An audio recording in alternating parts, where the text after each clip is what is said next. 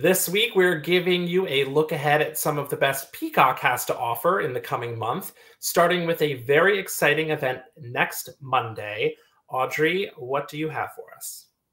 Yeah, so I've talked about it a few times now, but Real Housewives of Miami, if you are an Xfinity Rewards member, which you can become by saying Xfinity Rewards into your voice remote and signing up if you are a Comcast customer, we're doing a live stream with them. 3 cast members, Gertie, Lisa, and Julia, and it's going to be focused on style goals. So we talked about Peacock goals, about how that can be like New Year's resolutions. So these 3 wonderful cast members of Housewives of Miami are going to be talking about their 2022 style goals. So that's everything from like entertaining at home to fashion and beauty and like health hacks and stuff like that. So they're going to talk about the big trends that they think are going to be popular for 2022 and basically how you can live like a housewife. So if you want to check that out, like I said, say Xfinity Rewards, and that is on the 17th at 4 p.m.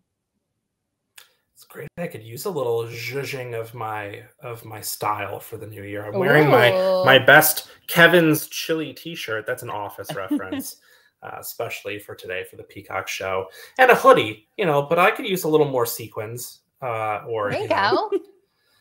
Join something to accentuate my bust a little more in the new year. Maybe I can get some tips. Tips and tricks. You got them. Yeah. Scott, Peacock has a pretty cool comedy series premiering on January 20th, and you're going to tell us about it? Yeah, absolutely. Yeah. So have you ever been telling a friend or a group of friends a story that's just so crazy that happened to you, but you don't have the right vocabulary to be able to tell it effectively? Yes. Insert Peacock's new television show, True Story, which is basically like Drunk History, but it's crazy stories from the lives of everyday people that are told and then reenacted by actors. It looks absolutely ridiculous and super fun, and I kind of want to sign myself up for this so that I can tell some of the ridiculous stories that have happened to us, particularly me and David. Maybe that one time we ran into Kim Petras in Atlantic City. I feel like that would be a perfect occasion to kind of just maybe have Emma Roberts play me, and David, who do we want for you?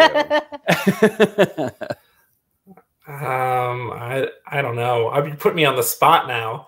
Who Tori Spelling? Nah, yeah, sure. Why not? Paris Hilton? Save me. Yes, exactly. I feel like that would be perfect. But yeah, this show looks super, super fun. So if you're a fan of Drunk History, but maybe are having a dry January, check out True Story. There you go. I think it sounds fun. And yeah. Audrey, do you have any thoughts on True Story? Oh, sorry. It looks really funny. It's Drunk History for dry January. That's perfect. Yeah. I didn't, that just came to my head while I was. What a genius. You hear that, Peacock? You hear that, Peacock? Take it. It's all yours. That's why I get paid the big bucks, obviously. Well, but it's Ed Helms of The Office too, right? Yes, exactly. Yeah, so really keeping it in the family. And the other, it's what Randall Park. Randall Park, yeah. From Fresh Off the Boat, and a bunch of other things. He's very funny. Yeah, they're going to be good together. Very good. Yeah. I added a whole lot to that. But I'm about to add so much more, because finally wrapping it up is the WWE Royal Rumble, which airs on Peacock on January 29th. It is my absolute favorite event of the year, more than WrestleMania, more than anything else, primarily because it almost always falls on my birthday or my birthday weekend, and I do something around it. Typically, I just watch the Royal Rumble for my birthday. But if you're unfamiliar with the Royal Rumble, the main attraction is a 30-man and 30-woman over-the-top battle royal, 2 of them, 1 for each. The concept is simple. 2 stars enter the ring. Every 90 seconds, a new star joins the match until all 30 stars have entered. The only way to eliminate an opponent is by throwing them over the top rope so that both feet hit the ground. The last man or the last woman standing gets a title shot of their choice at WrestleMania. This is basically how the main event for WrestleMania is set because they always choose the world champion. And only about a dozen participants have been announced so far for the men's Royal Rumble match, but one of them is Johnny Knoxville, who is promoting his upcoming Jackass movie. It's typical that they have like a celebrity join. There's always surprises, but like, you know, in the past, like Drew Carey has been in it. Pete Rose was in one year. I can't think of anyone more recent than Drew Carey and Pete Rose.